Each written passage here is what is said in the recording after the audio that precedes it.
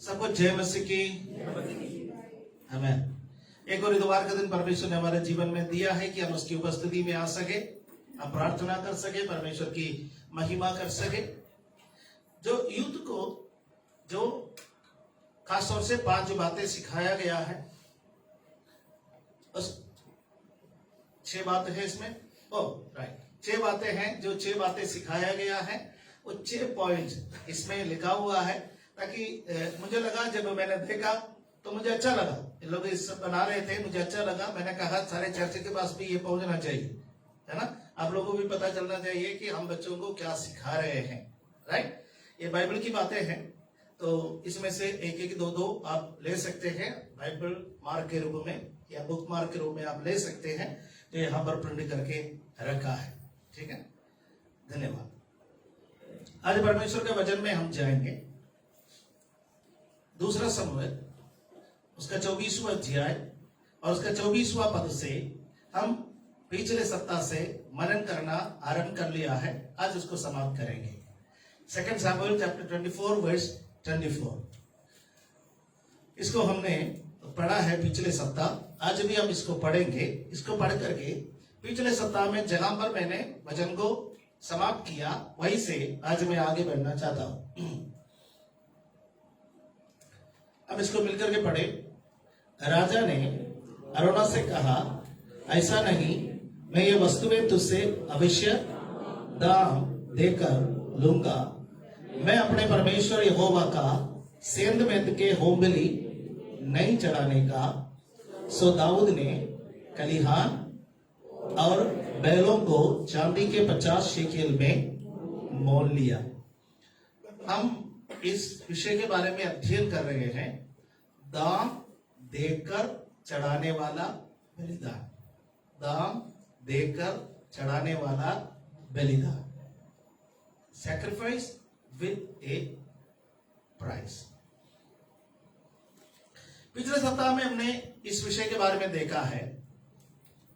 दाऊद के अंदर एक विचारधारा आया कि शाऊल के समय पर देश का कोई विकास नहीं हुआ, मेरे समय पर देश का विकास हुआ। जनसंख्या बढ़ गया, ताकत बढ़ गया, योद्धाओं की संख्या बढ़ गया, सबको गिन लो, मैं किसी से कम नहीं। योवाब ने उसको रोकना चाहा। योवाब हिम्मत रखने वाला एक सेनापति था। यदि राजा भी गलती करे, राजा से बोलने वाला एक सेनापति था। और जब उन्होंने बोला कि नहीं, कि आपको लोगों को गिनना नहीं चाहिए, तो हमने 2 बातों पर अध्ययन किया है। एक, क्यों दाऊद के अंदर एक घमंड आया, क्यों परमेश्वर महामारी भेजा, क्यों परमेश्वर ने ऐसा कार्य किया। दूसरा समूएल 24 का 1 और पहला इतिहास 21 का 1, दोनों को तुलना करते हुए पिछले सप्ताह में हमने अध्ययन किया था। क्या डिफरेंस है दोनों पुस्तकों में, ये भी हमने पिछले सप्ताह में देखा था। आज जब आगे बढ़ेंगे तो योवाब ने मना किया, उसके बावजूद भी चलता किसका है? राजा का, है ना। Boss is always right. चाहे वो गलती क्यों ना कहे, तभी बाकी लोगों को क्या करना पड़ता है? मानना पड़ता है।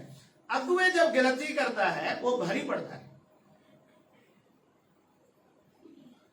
जब अनुयायी गलती करता है तो इतना भारी नहीं पड़ता, क्योंकि अनुयायी गलती करता है तो उस गलती को सुधारने के लिए वहां पर अगुवे उपस्थित होता है, अगुवे वहां पर रहता है। परंतु जब अगुवे गलती करेंगे तो वो भारी पड़ जाता है, क्योंकि अगुवे गलती करेंगे तो सुधारने वाला ही गलती कर बैठता है।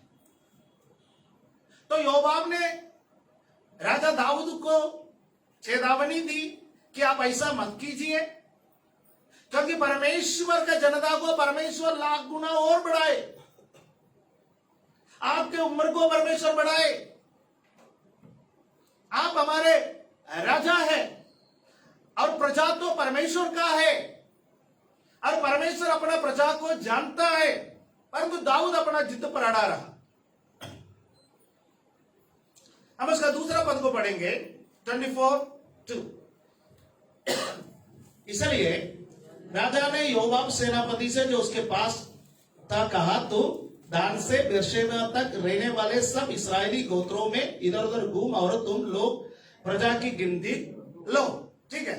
उसके बाद तीसरा पद में योवाब उसका विरोध करते हैं और पद 4 को पढ़ेंगे। वहां पर क्या लिखा है, वर्स 4, वहां पर क्या लिखा है, तो भी राजा की आज्ञा योवाब और सेनापतियों पर प्रबल हुई, अतः योवाब और सेनापति राजा के सम्मुख से इस्राएली प्रजा की गिनती लेने को निकल गए। यहां पर हम देखते हैं कि राजा का आदेश योवाब पर भारी पड़ा, योवाब को मानना पड़ा और योवाब निकल पड़े, प्रजा की गिनती लेने के लिए निकल पड़े। देखिए, यदि योवाब राजा का आदेश को नहीं माना होता तो योवाब के बारे में वहां अध्याय समाप्त हो जाता, लेकिन योवाब ने राजा का आदेश को माना है।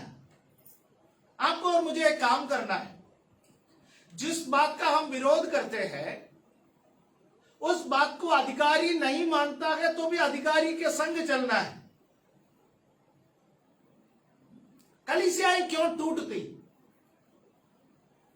अक्सर लोग कहते हैं कि मेरे बात को नहीं माना। आपके बात माने या ना माने, आपको कलीसिया को तोड़ने का काम नहीं करना, आपको एकता को तोड़ने का काम नहीं करना, आपको संस्था को तोड़ने का काम नहीं करना, आपको दफ्तर को तोड़ने का काम नहीं करना, आपको बिजनेस को तोड़ने का काम नहीं करना, क्योंकि आप और मैं इसका जिम्मेवार नहीं है। इसका जिम्मेवार कौन है? जो इसके अधिकारी है। कलीसिया का जिम्मेवार कौन है? यीशु है। कलीसिया टूटता है तो नुकसान किसका है? यीशु का है। इसलिए कई बार हमारा जो विचारधारा है, हमारी जो बातें हैं, कलीसिया में कहा जाता, संस्थाओं में कहा जाता, फिर भी वो माना नहीं जाता। फिर भी योवाब हमारे लिए एक अच्छा उदाहरण है यहाँ पर कि राजा दाऊद को बता दिया कि जो काम कर रहा है वो ठीक नहीं है, उसके बावजूद भी उन्होंने अधिकारी के बात को माना। अपना अधिकारी के बात को मानिए। मैं इसलिए नहीं कह रहा हूं कि मैं पास्टर हूं। मेरे बच्चों, स्कूल के शिक्षक का बात को मानिए। हो सकता है आपका विचारधारा उनसे भिन्न हो। आप अपने दफ्तर में बॉस का बात को मानिए। हो सकता है कि आपका विचारधारा उनसे भिन्न हो। व्यक्ति की एक आजादी है, कहने की एक आजादी है, वो आजादी का भरपूर इस्तेमाल कर लीजिएगा। उसके बावजूद भी दूसरा नहीं मानता है तो आपको उसके संग चलना है, क्योंकि परमेश्वर ने हमें एकता में चलने के लिए बुलाया है। हालेलुया, आमेन, आमेन। समय रहते बातें ठीक हो जाएंगे, याद रखना, समय रहते बातें ठीक हो जाएंगे। जो बातें आप आज कह रहे हैं बंदे को समझ में नहीं आ रहे हैं, आप प्रार्थना के साथ आगे बढ़ोगे तो कल वो बातें समझ में आएंगे। उसका जिम्मेवार परमेश्वर होगा, परमेश्वर समझाएंगे। आमेन। तो राजा दाऊद ने आदेश दिया, जाओ करो। योवाब करने के लिए निकला और यहां पर जो सेंसस लेने के लिए निकला तो 8वां पद में जब आता है, वर्स 8, 8वां पद में जब आप आता है तो वहां पर आप क्या देखते हैं? इस प्रकार सारे देश में इधर उधर घूम घूम कर वे 9 महीने और 20 दिन के बीतने पर यरूशलेम को आए। सेंसस लेने के लिए कितना समय लिया? ऑलमोस्ट 10 मंथ्स, 10 दिन ही, 10 महीने में 10 दिन कम है, 9 महीने 20 दिन, करीब करीब 10 महीने के बीतने पर ये लोग सेंसस लेकर के वापस आए। और वहां पर आप जब पहला इतिहास 21वां अध्याय पढ़ने के समय वहां पर ये बात लिखा हुआ है, आंकड़ों में फर्क है। वहां पर यह बात लिखा हुआ है योवाब को अच्छा नहीं लगा था, इसलिए लेवी और बेन्यामीनों की गिनती ही नहीं, असहमति जताया उन्होंने, राइट। यानी संख्या और अधिक हो सकता था, संख्या और अधिक हो सकता था, लेकिन उन्होंने संख्या को कम करके गिना। क्यों कम करके गिना? क्योंकि कहीं राजा दाऊद का घमंड और चरम पर ना आए। यदि राजा दाऊद का घमंड चरम पर आ जाएंगे, वो देश के लिए नुकसान की बात होंगे, इसलिए उन्होंने ऐसा नहीं किया, राइट। ओके, मेरा पॉइंट और नहीं है, इसलिए मैं वहां पर ठहरना नहीं चाहता हूं। अब आप 10वां पद में देखिए, वर्ष 10। 10वां पद में जब हम पढ़ते हैं, प्रजा की गणना करने के बाद दाऊद का मन व्याकुल हुआ। अतः दाऊद ने यहोवा से कहा, यह काम जो मैंने किया वह महापाप है, तो अब है यहोवा अपने दास का अधर्म दूर कर, क्योंकि मुझसे बड़ी कोई आया नहीं दाऊद के पास, कोई भविष्यवक्ता नहीं आया, किसी ने उससे नहीं कहा योबाब के अलावा। योबाब ने कहा था, उसके बाद भी राजा ने नहीं माना, जबरदस्ती योबाब को गिनती करने के लिए भेजा। 10वां महीने में वो वापस आए अपना काम पूरा करते हुए, और बिना किसी के कहे दाऊद पश्चाताप कर रहा है। एक आत्मिक व्यक्ति का पहचान, एक आत्मिक व्यक्ति का पहचान वो क्या है? बिना कोई कहे पश्चाताप करना। आत्मिक व्यक्ति बिना कोई कहे पश्चाताप क्यों करता? इसलिए करता है क्योंकि आत्मिक व्यक्ति डेली परमेश्वर का वचन का मनन करता है। इससे बड़ा कोई पुस्तक है जो आपसे बातें करे? इससे बड़ा कोई भविष्यवाणी है जो आपसे बातें करे? इससे बड़ा कोई है जो आपके पापों के बारे में आपको याद दिलाए? यह हमारा जीवन का दर्पण है। जब हम पढ़ते हैं, जब हम मनन करते हैं, यह पुस्तक हमसे बातें करता है। हालेलुया, आमीन। आपको अनुभव होगा जब हम आत्मिक होकर के पाप करके आराधना के लिए जाता है, आराधना आता नहीं है। कृत्रिम रूप से हम बहुत कोशिश करता है, ट्रिपल भी बजे, कीबोर्ड भी बजे, गिटार भी बजे, सब कुछ बजे, हम नहीं बजेंगे। क्यों नहीं बजेंगे? क्योंकि हमारे अंदर क्या है? पाप है। परमेश्वर और हमारे बीच का संगति टूट गया, संपर्क टूट गया।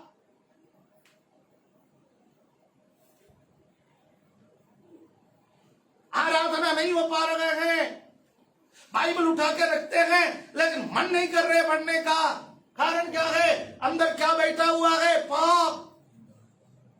दाऊद ने बहुत कोशिश की, 10 महीने तक कोशिश की परमेश्वर के साथ संपर्क साधने का, परमेश्वर से बातें करने का, परमेश्वर की आराधना करने का, परंतु पाप होने के बाद वो आनंद नहीं आ रहा है, वो अनुभव नहीं आ रहा है। आकर घुटना टेका, आकर परमेश्वर के सामने पश्चाताप किया, आकर परमेश्वर से कहा, परमेश्वर मैंने गलती की, मुझसे मूर्खता की बात हुई है, मुझसे बड़ा पाप हुआ है, क्षमा कर दो, मेरे अधर्म को दूर कर दो। हालेलुया, आमीन। आप क्या सोचते हैं? कई बार हम सोचते हैं हम पाप करें, पश्चाताप करें, परमेश्वर बड़ा दयालु है। आजकल एक नई शिक्षा कलीसियाओं में प्रचलित है। कई बार मैंने उस शिक्षा के बारे में आपको अवगत कराया। नई पीढ़ी, जवान बच्चे उस शिक्षा की ओर आकर्षित हो रहा है। वो है एक बार आपने उद्धार पाया, आप हमेशा के लिए उद्धार पाया है। उसके बाद आपका कर्म, आपकी सोच, आपका विचारधारा आपका उद्धार को तोड़ नहीं सकते। ये शैतान की झूठी शिक्षा है। दाऊद भी इसी मूर्खता में था। अरे मैं तो राजा बन गया, मैं तो परमेश्वर का भक्त हूं, अब जो मैं कहता हूं सब पवित्र है। नहीं, कुछ लोग सोचता है पवित्र आत्मा आने के बाद हम गलती नहीं कर सकता। नहीं, पवित्र आत्मा आने के बाद भी हम गलतियां कर सकते हैं। पवित्र आत्मा इसलिए हमें नहीं दिया गया कि हमें खाली पवित्र काम करने के लिए प्रोत्साहित करे। पवित्र आत्मा इसलिए दिया गया ताकि जब कभी हम गलत काम हमसे हो जाए तुरंत हमें चेतावनी दे। हेलो, समझ में आया? कुछ लोग सोचते हैं कि पवित्र आत्मा इसलिए मुझे दिया गया ताकि मैं 2-4 अन्य भाषा डेली बोलूं तो फिर जो काम करूंगा पवित्र ही होगा वो सब कुछ। नहीं, पवित्र आत्मा इसलिए दिया गया है ताकि जब कभी हम गलत काम करें तुरंत हमें ठोक दे, तुरंत हमें बता दे, no this is not right.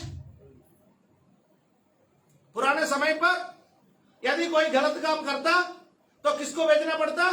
कोई भविष्यवक्ता को भेजना पड़ता, कोई मनुष्य को भेजना पड़ता, किसी को भेजना पड़ता, जा बोल कर गया उसने गलती किया है। लेकिन नया नियम ऐसा नहीं, किसी को आने की जरूरत नहीं है, कोई आपको ढूंढ के नहीं आएगा, बल्कि आपके अंदर कौन बसा हुआ है? आपके अंदर पवित्र आत्मा बसा हुआ है। यह पवित्र आत्मा आपसे कहेगा यू आर रॉन्ग। क्या आपसे कभी पवित्र आत्मा ने कहा? हालेलुया, कहा ना? कहा ना आप गलत है, क्या करते हो? पश्चाताप करते हैं, क्या करते हो? माफी मांगते हैं, क्या करते हैं? वापस आ जाते हो। जब कभी पवित्र आत्मा हमसे कहता है हमने गलती की, हमें वापस आना है, वापस आना है, लेकिन गलती का अंजाम भुगतना पड़ेगा। यदि ऐसा नहीं होता तो यह चैप्टर बाइबल में क्यों आया? कई बार हम सोचते हैं यह पुराना नियम की बातें हैं, नया नियम में परमेश्वर सब धो दे लेता है, क्योंकि यीशु मसीह का लहू हमारे सारे पापों से धो करके हमें क्या करता है? शुद्ध करता है।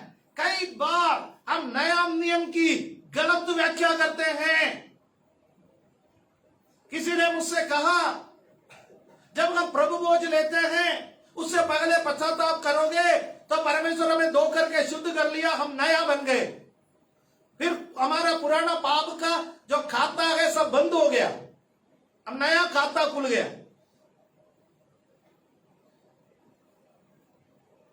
यह तो फिर ऐसा है ना, जैसे सरकार से आपने लोन ले लिया तो एक बार सरकार ने माफ कर ली, चलो सब कुछ खत्म कर ली, सब कुछ खत्म करने के बाद फिर नया खाता खोल दिया, आपका लोन लो, जो मर्जी लो। सरकार ने आपका लोन को माफ क्यों की?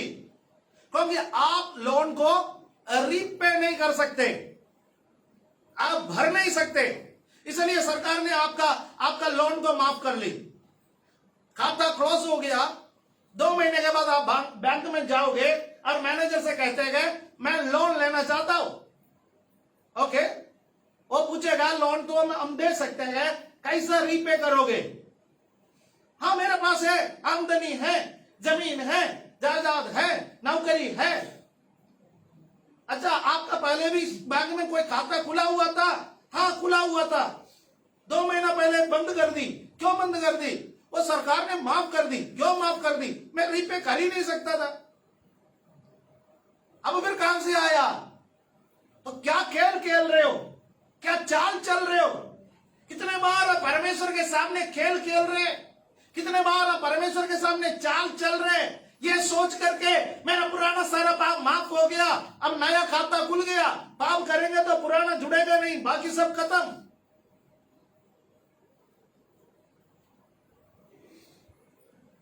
परमेश्वर के साथ खेलना बंद करे। परमेश्वर के साथ खेलना बंद करे। इसलिए परमेश्वर ने दाऊद से कहा, तूने पश्चाताप किया, अच्छी बात है, परंतु शर्त है। 11वां पद से लेकर के उसका 13वां पद तक पढ़ने का समय हम देखेंगे। 11वां पद से 13वां पद तक पढ़ेंगे। सवेरे जब दाऊद उठा तब यहोवा के वचन गाद नामक नबी के पास, जो दाऊद का दर्शी था, पहुंचा। जाकर दाऊद से कहे, यहोवा यूं कहता है कि मैं तुझको 3 विपत्तियां दिलाता हूं, उनमें से एक को चुन ले कि मैं उसे तुझ पर डालूं। अतः गाद ने दाऊद के पास जाकर इसका समाचार दिया और उससे पूछा, क्या तेरे देश में 7 वर्ष अकाल पड़े या 3 महीने तक तेरा शत्रु तेरा पीछा करता रहे और तू उससे भागता रहे, या तेरे देश में 3 दिन मरी फैली रहे? अब सोच विचार कर कि मैं अपने भेजने वाले को क्या उत्तर दूं। दाऊद ने क्या सोचा? 10वां पद में दाऊद ने क्या सोचा?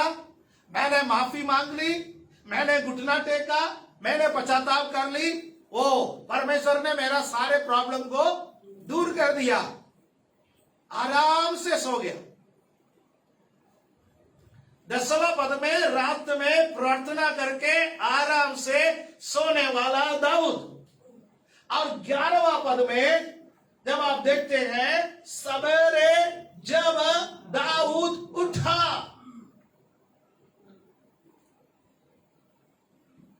है ना, 10वां पद में वो क्या सोच करके सोया? ओ मैंने पश्चाताप कर ली, अब कुछ होने वाला नहीं है, परमेश्वर दंड नहीं देगा, परमेश्वर मारेगा नहीं, हिसाब किताब से बराबर हो गया। वाओ, कितना महान परमेश्वर, कितना दयालु। नाचते गाते हुए, खुशी से भोजन करते हुए, बड़े तसल्ली पाते हुए, मन में आराम पाते हुए, रात में बहुत अच्छा नींद सोया हो। सवेरे उठा तो दरवाजे पर एक मेहमान खड़ा है। कौन है वो मेहमान? भविष्यद्वक्ता गाद। गाद भविष्यद्वक्ता, जो जो जो दाऊद को समझाता था। दाऊद के जीवन में कुछ भविष्यद्वक्ताओं का महत्व है, मैं पूरा नहीं कर पाऊंगा आज भी, सॉरी।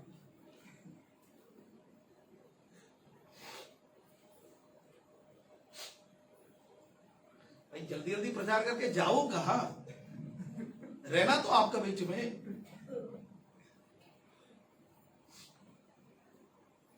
कुछ भविष्यद्वक्ताओं का महत्व है। क्या आपके जीवन में कोई कोई कोई भविष्यद्वक्ता है आपके साथ? भविष्यद्वक्ता वो नहीं है कि जो आपका भविष्य को बताए।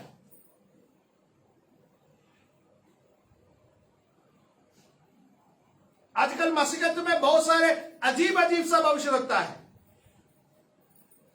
हालेलुया, आमीन।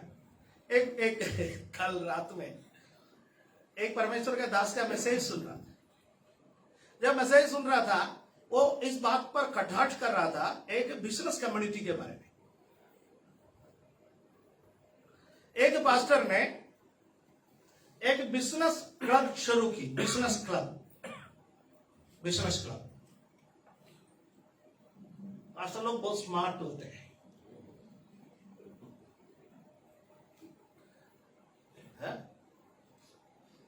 टाई जो मैं पहनता नहीं,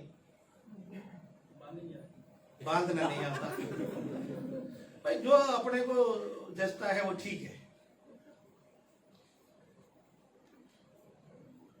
कोट वगैरह पहन करके अच्छे से एक बिजनेस फेलोशिप शुरू किया।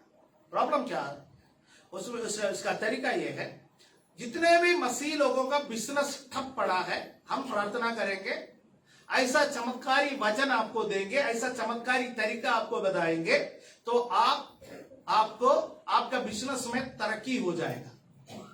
डेट भी बताएंगे, फिलहाल डेट से आपका बिजनेस में तरक्की। व्हाट्सएप ग्रुप बना हुआ है, व्हाट्सएप ग्रुप में आपको मैसेज भेजना है, मैसेज भेजते ही उधर से ऑफिस से एक फोन आएगा, ऑफिस से जब फोन आएगा तो आपको मीठी मीठी आवाज में बात किया जाएगा आपसे, सारे जानकारी आपके ले लेंगे। सारे जानकारी लेने के बाद आपसे बोलेंगे ठीक है, आपका सारे परेशानी दूर होने के लिए जो तरीका है हम बताएंगे, आपको वो देंगे। उससे पहले आपको हमारा क्लब का मेंबरशिप लेना पड़ेगा, बिजनेस क्लब का मेंबरशिप लेना पड़ेगा, बिजनेस क्लब का मेंबरशिप आपको लेना पड़ेगा, ओनली 1000 रुपीज। तो 1000 रुपया करके वो बिजनेस क्लब का मेंबरशिप लोग लेने लगे।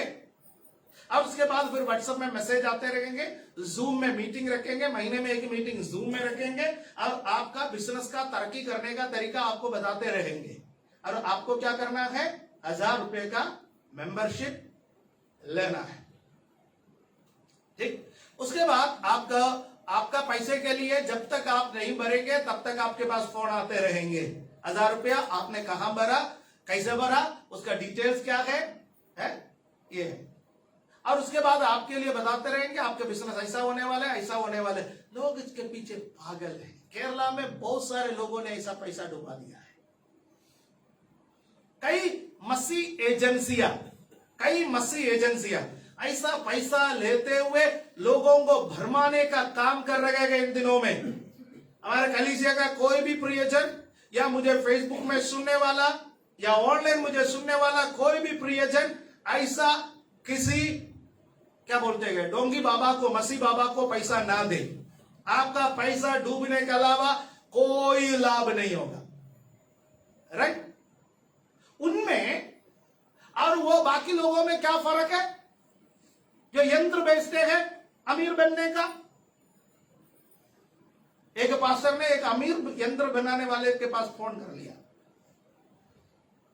कहा धन प्राप्ति के लिए आपका यंत्र का विज्ञापन मैंने देखा है, तो आप इसको क्या करना चाहिए मुझे लेने के लिए। उन्होंने कहा ओनली 4995 रुपीज आप हमें भेज दीजिएगा, हम यंत्र आपके घर पहुंचा देंगे।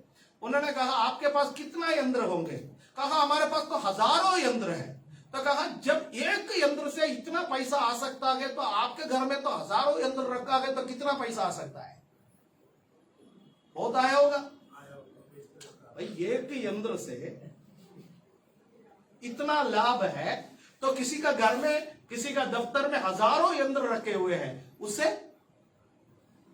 कितना लाभ होगा।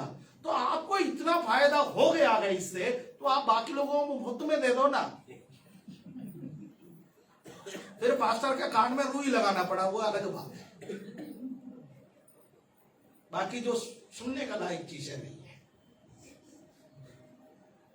मसीह जगत में बहुत सारे ढोंगिया निकले, उनसे सावधान रहिए। दाऊद का जीवन में देखिए, कुछ भविष्यवक्ताएं उनका जीवन को निखारा, कुछ भविष्यवक्ताएं उनका जीवन को संभाला। उसमें से सबसे मुख्य भविष्यवक्ता था शमूएल भविष्यवक्ता। शमूएल भविष्यवक्ता के बाद नादान भविष्यवक्ता, नादान भविष्यवक्ता के बाद गाद भविष्यवक्ता। इन लोगों के साथ उनका संबंध था, क्या करने के लिए, जब भी दाऊद गलती करता था उन लोगों को परमेश्वर भेजता था और कहता था तूने गलती की। जब शमूएल जीवित था, दाऊद ने अपने जीवन में गलतियां नहीं की या कम की, क्योंकि कुछ भी करने से पहले दाऊद किससे पूछता था, शमूएल से। शमूएल मरने के बाद दाऊद उम्र में थोड़ा बड़ा हो गया और नादान भविष्यवक्ता या गाद भविष्यवक्ता से पूछता नहीं था, कर बैठता था। उसके बाद परमेश्वर नादान को या गाद भविष्यवक्ता को किसके पास भेजता था, दाऊद के पास भेजता था। पश्चाताप करना अच्छा है, लेकिन पश्चाताप करने से परिणाम हटता नहीं। अनंत जीवन नष्ट नहीं होता, परमेश्वर के साथ जो संगति है वो पुनर्स्थापित हो जाता।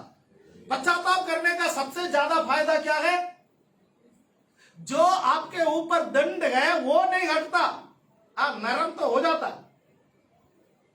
पाप करने वालों को क्या मिलेगा, दंड मिलेगा। पाप की मजदूरी मौत, पाप की मजदूरी मृत्यु है। पाप करने वाले को वो दंड यीशु ने अपने ऊपर ले लिया, लेकिन जब विश्वासी पाप करता है परमेश्वर छड़ी लेकर के हमारे पास आ जाता है कि सुधरना है या नहीं सुधरना, सुधरना है नहीं सुधरना। पिटाई तो निश्चित है, परंतु दोबारा परमेश्वर के साथ संगति पुनर्स्थापित हो जाता है, परमेश्वर के साथ कम्युनिकेशन पुनर्स्थापित हो जाता है, संवाद पुनर्स्थापित हो जाता है, आराधना पुनर्स्थापित हो जाता है, प्रार्थना पुनर्स्थापित हो जाता है, वचन पुनर्स्थापित हो जाता है। विश्वासी जब पाप करते गए, मौत क्या है? मौत क्या है?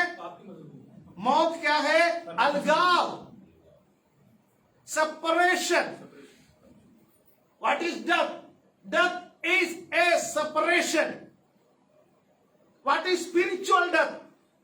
Separation from God. परमेश्वर से अलगाव, परमेश्वर से दूर होना, पाप की मजदूरी मौत। जब मौत हम सोचते हैं हमारा मन में दो मौत आ जाता है। नंबर एक, शारीरिक मौत, लंबा लेटे जाना, है ना, वो आ जाता है, अचानक मौत। नंबर दो, एक विश्वासी जो मौत शब्द सुनता है उसके मन में आ जाता है नरक। पाप की मजदूरी क्या है? नरक। लेकिन एक और बात मैं आपसे कहूं जो आपको मालूम है, कोई नई बात नहीं है, मैं आपको याद दिलाना चाहता हूं, जब जब हम पाप करते हैं एक तीसरा मौत बीच में आता है, वो है परमेश्वर से दूर हो जाना। आदम और हव्वा जब पाप किया, शारीरिक रूप से नहीं मरा, नरक में जाकर के नहीं गिरा, परंतु वो परमेश्वर से दूर हो गया, जिसको हम आत्मिक मौत कहते हैं। विश्वासी जब पाप करता है तो भी वो शारीरिक रूप से नहीं मरता, ना वो नरक में जाकर के गिरता। विश्वासी जब पाप करता है वो परमेश्वर से दूर चला जाता है। अब जो कोई परमेश्वर से दूर चला गया, समय रहते फिर परमेश्वर के पास वापस नहीं आता या संबंध पुनर्स्थापित नहीं करता, तब क्या हो जाता है? वो धीरे धीरे आपको और मुझे नरक में ले जाएंगे। ये किसको मालूम था? दाऊद को मालूम था।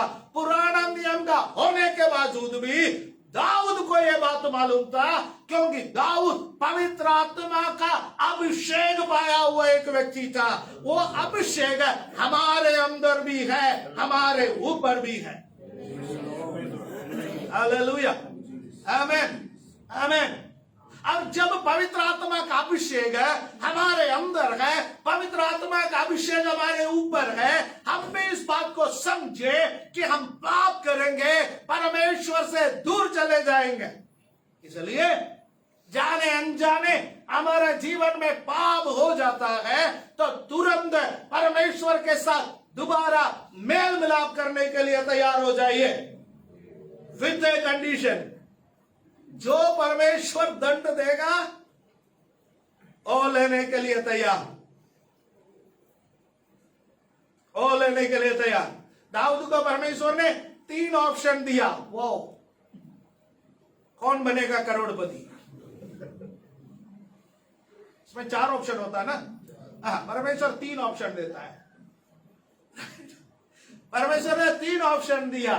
क्या ऑप्शन दिया? कि या तो अकाल पड़ेगा, 7 महीने का अकाल, 7 वर्ष का, वो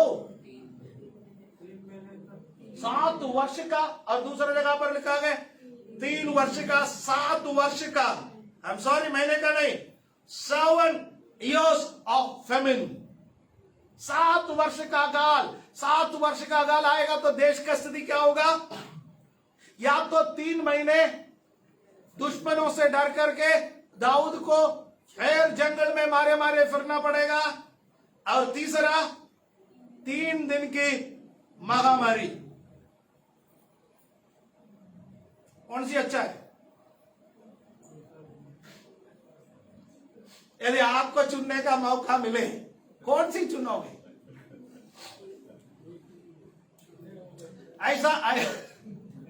ऐसा स्थिति में है, मुंह में इतना मीठा लग रहा है है, बाहर निकालना भी नहीं चाहता, गले में इतना कड़वा लग रहा है, निकलना भी नहीं चाहता। ऐसा परिस्थिति में है इस वक्त। परमेश्वर ने माफ कर ली, इतना अच्छा लग रहा है। परमेश्वर ने कहा ओके मैं तुम्हें माफ कर लिया Dawood, no problem, no problem. आराम से सो गया, 10वां पद में आराम से सो गया। 11वां पद में सुबह भविष्यवक्ता गाद आता है, दरवाजे पर खटखट आता है। दाऊद बाहर निकल करके आता है, कौन है? ओह मैं तुम्हारा दार्शनिक, तुम्हारा भविष्यवक्ता, तुम्हें चिढ़ाने के लिए आया हूं। दाऊद ने सोचा जब आया है तो परमेश्वर ने कुछ गिफ्ट भेजा गया, क्योंकि कल रात तो मैंने बहुत अच्छा काम किया है, एक अच्छे बच्चे के समान काम किया है ना। कल आप लोगों ने कुछ गिफ्ट दिया है, यूथ के बच्चों का कुछ गिफ्ट दिया, जो जूम मीटिंग में आकर के चुपचाप बैठने का गिफ्ट मिला। कुछ अच्छा काम किया है, मैंने कल रात पश्चाताप किया है, वो परमेश्वर मुझे गिफ्ट देने के लिए भेजा। अब कोई आशीष की बातें बोलने के लिए आया है, उम्मीद करके बैठा था, उम्मीद करके बाहर आ गया, लेकिन भविष्यवक्ता ने बोला 3 बातों में से एक चुन लो। 7 वर्ष का गाल चाहिए, 7 वर्ष का गाल फिरौन के जमाने में ले जाए। 7 वर्ष का गाल, 7 वर्ष का गाल चाहिए, नहीं चाहिए। 3 महीना दुश्मनों से छिपा करके जंगलों में दोबारा जाए, नहीं चाहिए। फिर चाहिए 3 दिन की महामारी। दाऊद ने कहा बेहतर है कि मैं परमेश्वर के हाथ में पड़ जाऊं, बेहतर है कि मैं परमेश्वर के हाथ में पड़ जाऊं। आपको पता है ये कौन सी स्टेटमेंट है? मुझे इसमें यीशु मसीह की प्रार्थना की वो आती है, कहते हैं कि मेरी इच्छा नहीं तेरी इच्छा मुझे पर पूरी हो जाए। कटोरा पीना है, तेरा हाथ से पी, दुश्मन का हाथ का कटोरा मुझे पीना है, मैं दुश्मन का हाथ में पड़ना नहीं चाहता। Hallelujah, hallelujah. दुश्मन का हाथ में पड़ना नहीं चाहता और अकाल में लेना नहीं चाहता। इतने लंबे समय तक मैं देश को बर्बाद करना नहीं चाहता। परमेश्वर मैं पढ़ना है तो तेरे हाथ में पढ़ना चाहता हूं, क्योंकि तेरा हाथ मेरे लिए आशीष का।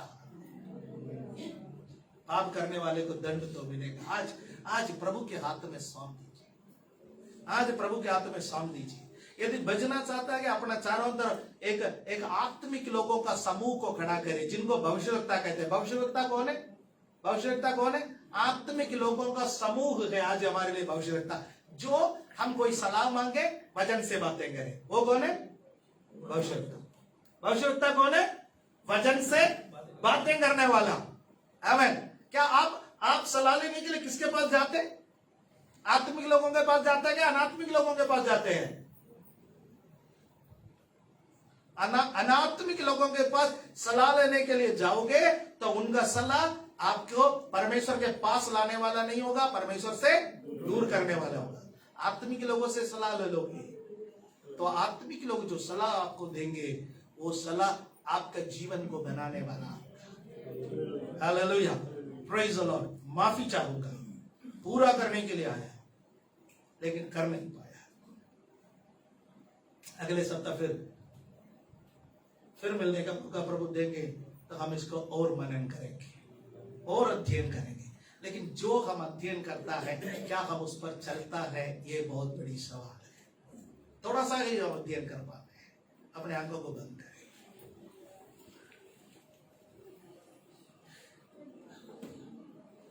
तेरी इच्छा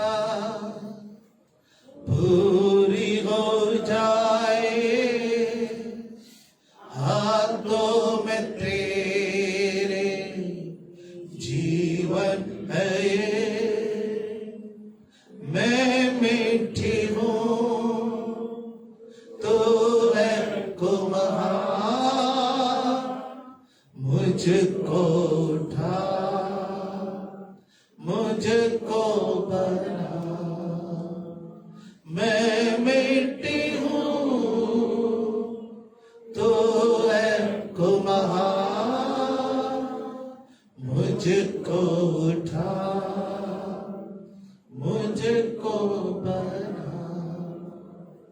स्वर्गीय पिता, हम आपकी उपस्थिति में आते हैं। हम आपके हाथों में अपने आप को सौंपते हैं। हम दाऊद से भिन्न नहीं है प्रभु। पवित्र आत्मा पाने के बाद, बपतिस्मा लेने के बाद, विश्वास में आने के बाद हम लोगों ने भी बहुत सारे पाप किए, हमसे गलतियां हुई। लेकिन प्रभु, जब जब हमने पश्चाताप की, आपने हमारे साथ जो संगति है उसको पुनर्स्थापित की। अभी भी हमें अपने संतान बना करके रखा है, उसके लिए धन्यवाद प्रभु। आगे हमारे जीवन को संभाल कि हम वो गलतियां ना करें, वो पाप ना करें, वो गलती में ना जाए, उसके लिए हमारी सहायता कर। और पवित्र आत्मा में चिताते रहे, चेतावनी देते रहे, पवित्र आत्मा हमारी अगुवाई करते रहे। धन्यवाद देते हैं, आदर महिमा आपको देते हैं। यीशु मसीह का पवित्र नाम से हम मांगते हैं, आमीन।